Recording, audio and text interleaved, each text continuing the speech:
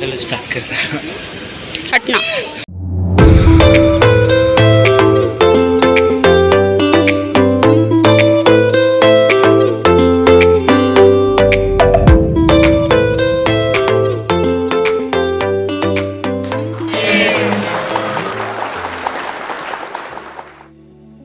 Hi guys, welcome to my channel. I Simran Kumari Shah is back with a new video.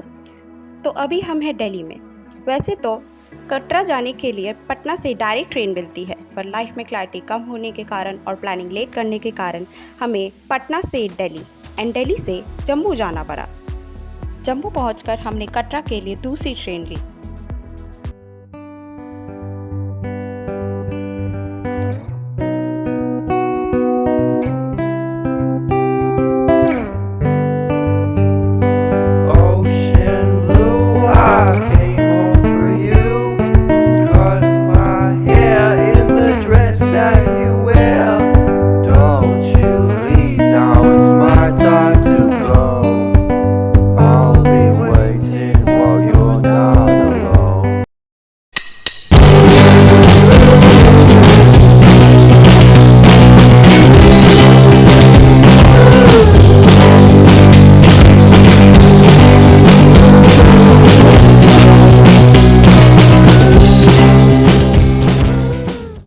Katra station पहुंच के हमने अपने bags की चेकिंग करवाई और निकल गए त्रिकुटा भवन के लिए।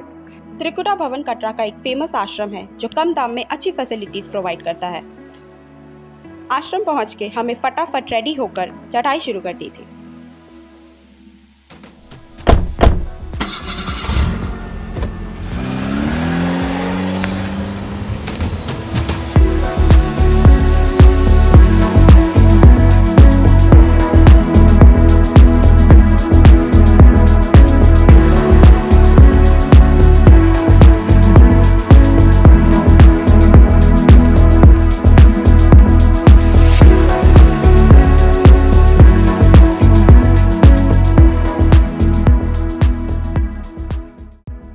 आश्रम पहुंचते ही हमें त्रिकुटा पर्वत का एक सुंदर व्यू दिखा। आश्रम वैष्णो देवी से बहुत ही नज़दीक था। वैष्णो देवी के दर्शन के लिए हमें RFID कार्ड की ज़रूरत होती है, जिसका रजिस्ट्रेशन आप ऑनलाइन एंड ऑफलाइन दोनों तरह से कर सकते हैं and it is free of cost. Card and ज़रूरत का सामान लेके वी गॉट रेडी एंड यात्रा के लिए निकल गए। यात्रा के लिए दो रास्ते हैं, एक बाणगंगा मार्ग, दूसरा ताराकोट मार्ग। हमने बाणगंगा मार्ग से चढ़ाई की क्योंकि ताराकोट मार्ग यूजुअली खाली होता है इन तस्वीरों की तरह, और बाणगंगा मार्ग से घोड़े, पिट्ठू, पालकी एंड हेलीकॉप्टर के अलावा आदमी भी जाते हैं। आगे जाके हमें चेक पोस्ट मिला जहां चेकिंग करवाकर हम आगे बढ़े। बाणगंगा मार्ग में आपको बहुत सारा मार्केट और चहल पहल तो मिलेगा ही, पर साथ में बाणगंगा भी मिलेगी जो कि अब पूरी तरह सूख चुकी है, पर पहले यहाँ कुछ ऐसा हुआ करता था। बाणगंगा मार्ग में माता वैष्णो देवी ने अपने बाल धोए थे, इसीलिए लोग यहाँ नहाना पवित्र मानते हैं। कुछ देर चलकर हमें दो मंदिर मिले, जिनमें से एक चरण पादुका है और दूसरा पता नहीं।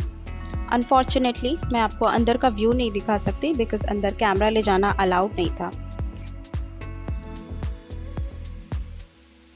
मंदिर में दर्शन के बाद बहुत तेज बारिश होने लगी थी, इसलिए हमें किसी दुकान में रुकना पड़ा था।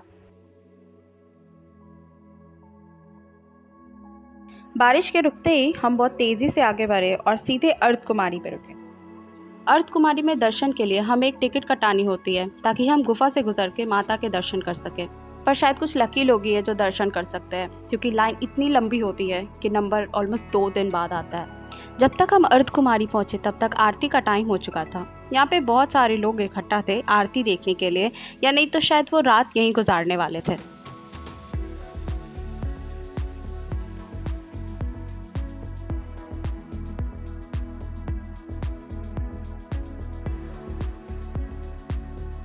इस टीवी में माता वैष्णो की आरती हम लाइव देख सकते हैं। अर्धकुमारी और माता वैष्णो की आरती ऑलमोस्ट सेम टाइम पे होती है। हमें भी आरती देखनी थी और हम बहुत थक चुके थे, तो बाकी लोगों की तरह हमने भी एक जगह ढूंढा और बस बैठ गए।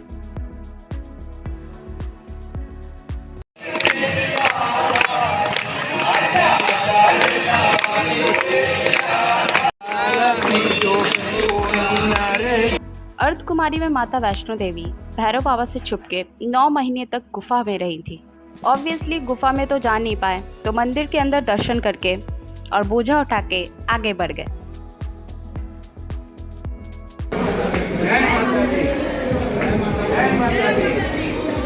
प्रेम से बोलो, क्या बोलोगे? जोर से बोलो, जय माता दी, जय माता दी, जय माता दी, जय माता दी, जय माता दी। ऑलमोस्ट 8 घंटे की चढ़ाई के बाद हम फाइनली वैष्णो देवी पहुंच गए। यहाँ से रात में बहुत सुंदर व्यू होता है।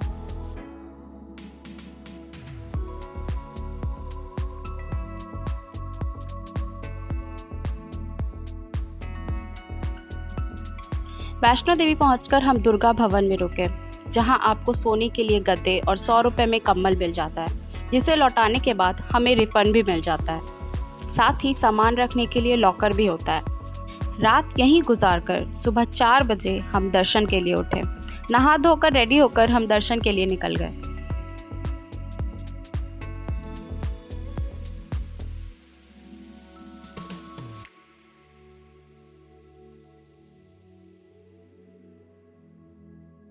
माता के दर्शन के बाद हमें भैरव बाबा के लिए जाना था। भैरव बाबा जाने के लिए रोपवे या पैदल आप दोनों तरह से जा सकते हैं। रोपवे की बुकिंग आप ऑनलाइन या ऑफलाइन दोनों तरह से कर सकते हैं। हम में अभी भी जान बाकी थी, इसलिए हम पैदल ही आगे बढ़ गए। माना जाता है वैष्णो देवी के दर्शन के बाद हमें भैरव बाबा का दर्शन तो ज़रूर करना चाहिए, वरना यात्रा सफल नहीं होती है।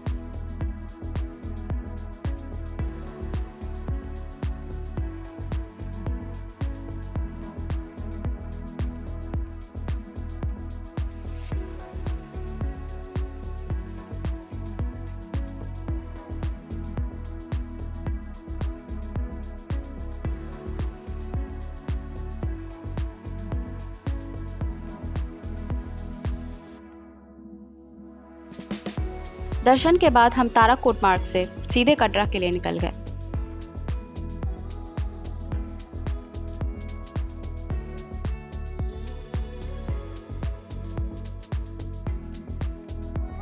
अगले दिन भर सोने के बाद हम शाम में कटरा मार्केट घूमने गए।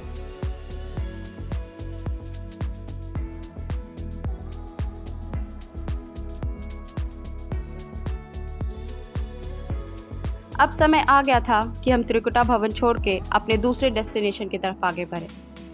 So if you like this video, hit that subscribe button, like so that I know you found it interesting, and comment and help me improve.